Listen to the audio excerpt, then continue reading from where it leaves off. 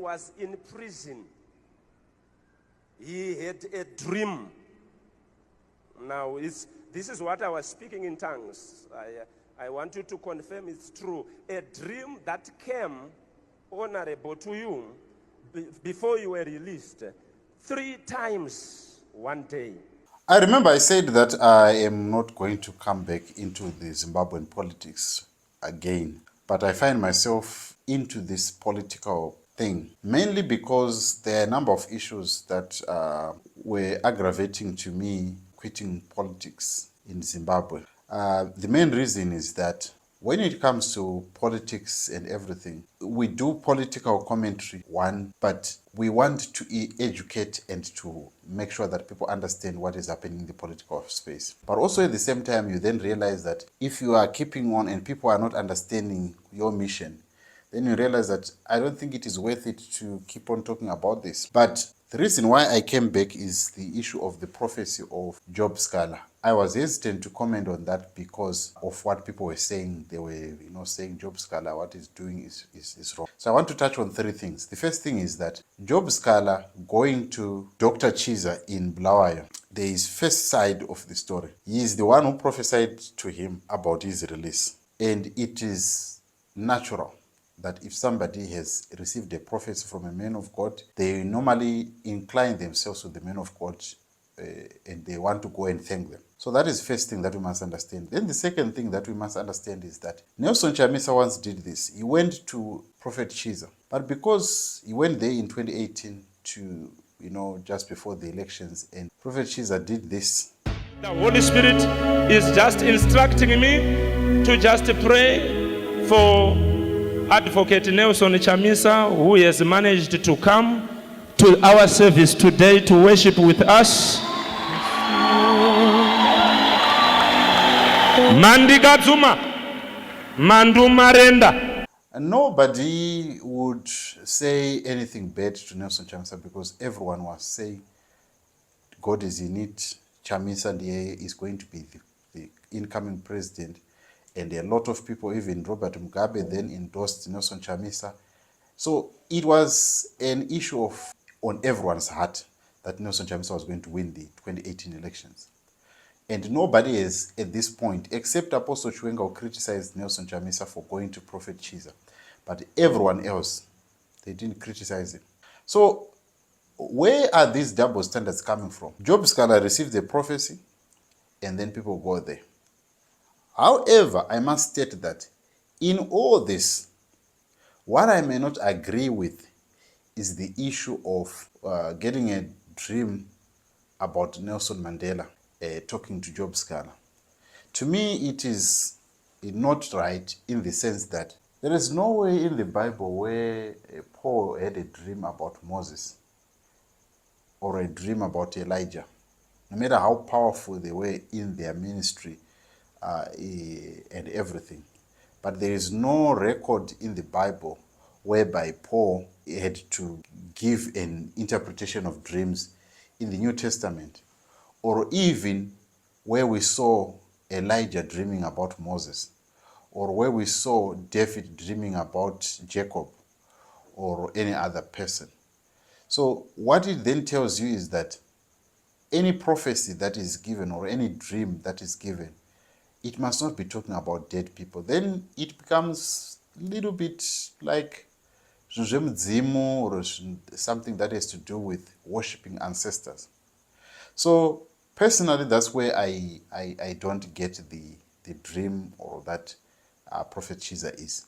But the visit of Job Sikhala and whatever Nelson Mandela resurrection that is going on, to me, it's neither here nor there. People emulate other people, they end up becoming like them. Some people emulate Martin Luther King, they end up doing like that. You see Barack Obama, if you look at the way how he does his speech, it has that Martin Luther thing. He's very poetic in his disposition of his speech. So being inspired by a dead person, there's nothing wrong with that. But getting to an extent of a man of God having to explain a dream of someone, a dead person, giving you instructions on what to do, then it becomes a problem. But I also have an issue with people criticizing Job Sikhala for going to Chiza. Yet the man, Nelson Chamisa, whom people have always overlooked his errors, they've overlooked all his things. And in the end, they have not. Right now, people are not talking about Sadak. But he's the one who promised that Sadak is coming. He said help is coming. Where is the help? He's one who spoke about that God is in it. Where is God in this whole issue? Now people are now being told that there is another party that is coming. There is nothing that is going to come. I saw people talking about legitimacy, that Idi Mnangagwa is going to cry, he's struggling with legitimacy. Guys, stop dreaming. Stop dreaming. Stop hallucinating and thinking that the SADC does not recognize Idi Mnangagwa as the president. He was in DRC, he was recognized as the president. He was at the United Nations, he was recognized as the president. He was in different places and he was recognized as the president. Who are you to now say that Idi Mnangagwa is not the president? He's the president, for Christ's sake. So guys, I want you to assure you, if you are just mentally, you are not feeble-minded, you are not going to follow any mantra that tells you that something is happening between SADC and the elections are coming and everything and all of that. Stop the naivety. Our opposition, they are no different from ZANU-PF. The people that are in the opposition, they are just gatekeepers that are stopping people from doing what they need to do. The people of Zimbabwe need something that is better. They need better leaders, both from the ruling party and from the opposition.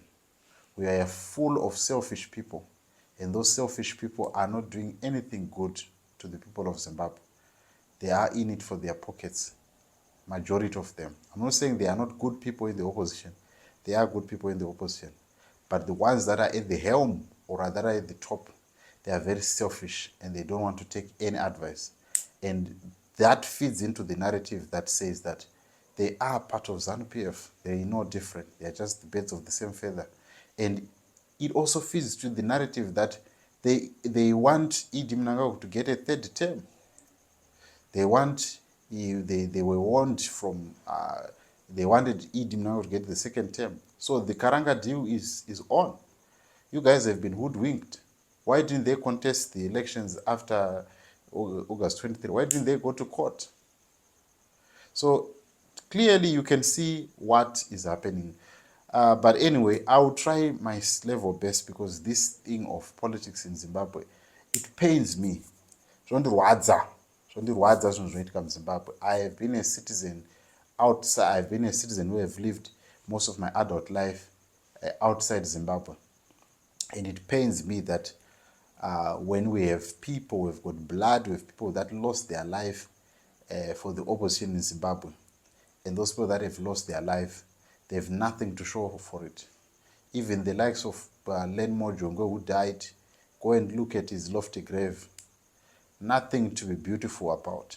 A lot of people have died for the opposition in Zimbabwe, but they've not been rewarded, or they've not, the opposition has not, they have stepped on top of their graves and went on to get bribes and get power. So it's very, very pathetic. So for me, as an individual, I personally, I'm giving you my personal opinion, and I believe that in all honesty, let us be frank to one another. There is nothing, there is no opposition in Zimbabwe, whether it is Douglas Munzo, or whether it is Bushu, whether it is whoever. There's nothing. We need a new framework of an opposition that is pro the people, that understands the people. Otherwise, we are, in 2030, we'll still be crying the same thing. I'll be here recording, if God gives me life, I'll be here recording another video of you people blaming ZANU-PF for everything. And nothing would have happened, or nothing would have changed. But anyway, what do you make of Job Sikhala's prophecy? And what do you make of what is happening in the opposition in Zimbabwe? See you on the next video. I would love to hear your thoughts.